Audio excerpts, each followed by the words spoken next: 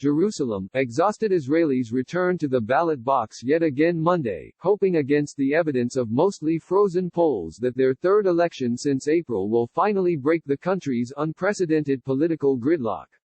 The final, furious days of the campaign, marked by a string of leaked insider recordings and ugly personal attacks, showed signs of momentum for the Likud party of embattled Prime Minister Benjamin Netanyahu, who is fighting to keep his job after being indicted on corruption charges. But the latest surveys suggested that Netanyahu's right-wing bloc of parties was still short of gaining the 61 parliamentary seats needed to form a government, which would herald another period of the party haggling that failed to produce a majority coalition in the two previous rounds. Israel bans polling over the final weekend before the vote, leaving the last-minute state of play uncertain. Voter turnout, always high for Israelis, who get a day off from work to go to the polls, ticked up for the second election. But analysts have thrown up their hands in trying to predict participation in this third round. Even before fears of the spreading coronavirus spiked in the final week of the campaign, the electorate was already fed up with the non-stop politicking.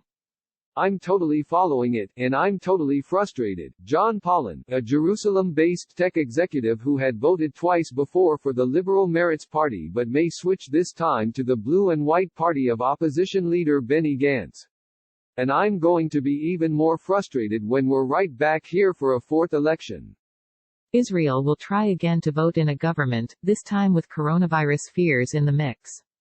In Modi'in, a city of almost 93,000 halfway between Jerusalem and Tel Aviv, voters at Dorit Elementary School expressed a mix of fatigue, exasperation and growing uncertainty over the state of Israel's political system and how it is working for them. It's getting surreal, said Galia Meir, 42, who declined to say which party's ballot she had just dropped into the box.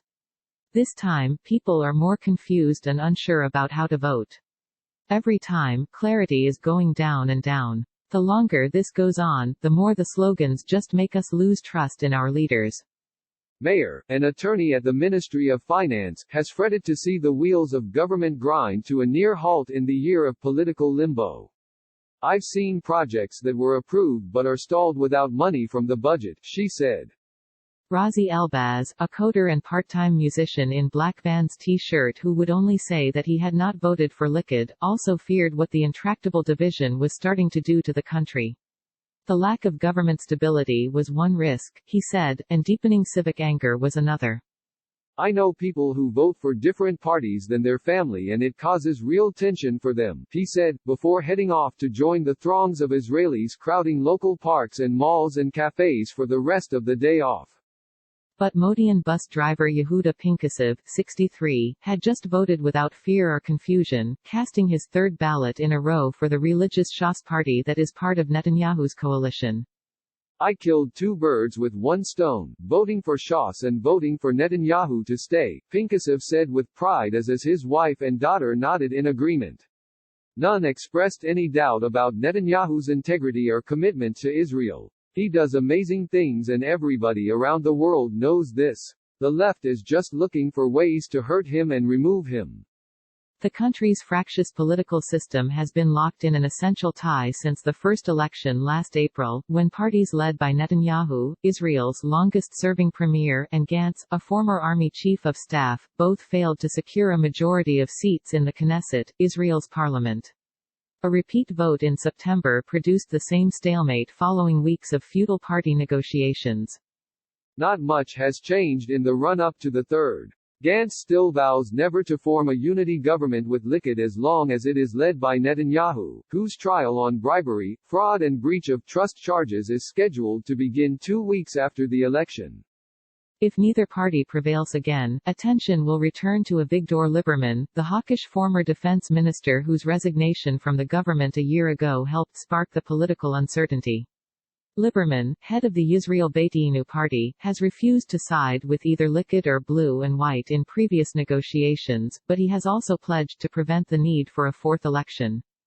Analysts will also be looking at the performance of Arab Israeli parties, who are running together again under the Joint List banner.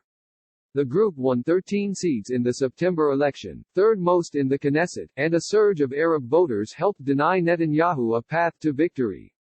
Joint list members say their voters are even more motivated this round by the release of President Trump's peace plan, which outraged Palestinians with its tilt toward Israel. The final stretch of the latest campaign has largely devolved into a mudbath. Political commentators noted Sunday that tactics had reached a new and dirty low even by Israel's rough-and-tumble standards, after voice recordings of political advisors, one working with Netanyahu and one working with Gantz, were leaked to the press over the weekend.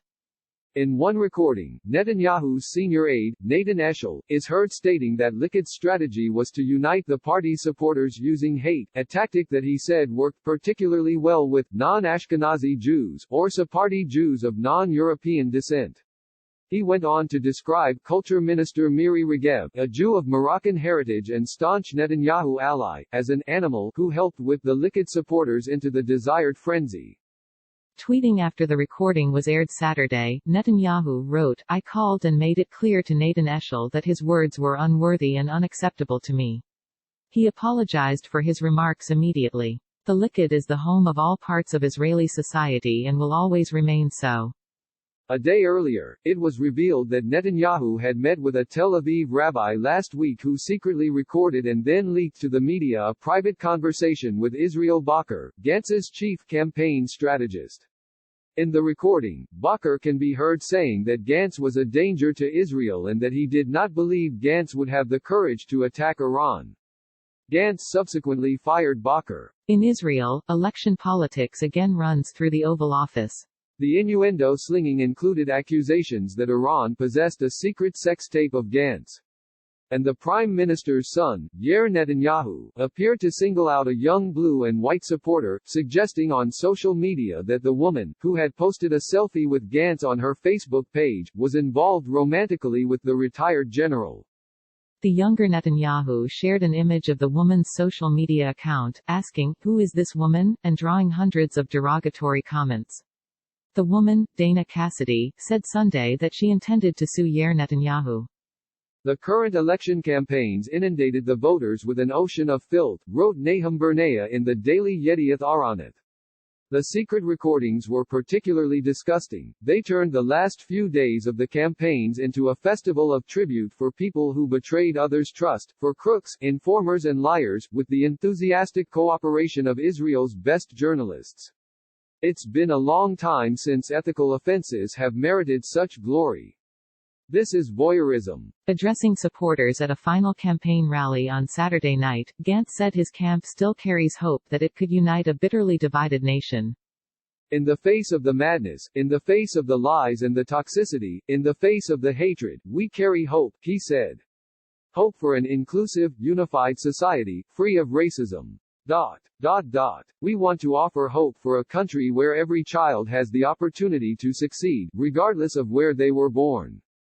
In media interviews over the weekend, Gantz sounded combative and optimistic that he could defeat Netanyahu this time around.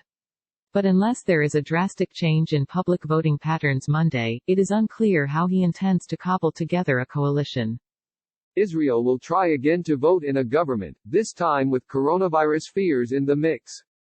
In Israel, election politics again runs through the Oval Office. Today's coverage from Post correspondents around the world.